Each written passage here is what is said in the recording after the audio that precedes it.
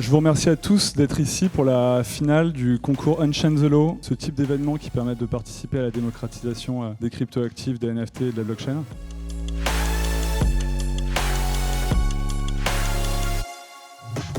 $ 69,3 millions. C'est le montant pour lequel une œuvre de Beeple, artiste numérique, fut adjugée en mars 2021 chez Christie's.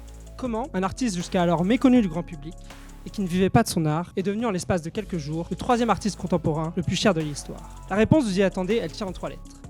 NFT. Le NFT opère alors un revirement crucial par rapport au JPEG.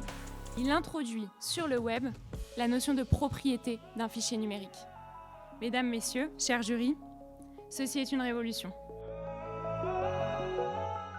Les NFT servent à quelque chose, à créer des opportunités professionnelles, à toucher un nouveau public pour les artistes et surtout, à complexifier le droit.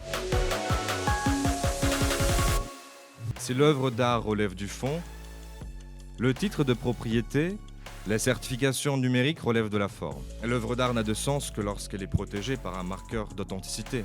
Qu'est-ce qu'un JPEG sans NFT? Une image comme toutes les autres. Il y a de l'art qui a un prix, il y a de l'art qui n'en a pas, mais quel que soit le NFT, c'est le JPEG qui survivra. Sans régulation, nous ne sommes pas en capacité de démocratiser toute cette technologie qui est très abstraite, à la fois pour le secteur institutionnel, mais aussi pour les consommateurs et les investisseurs.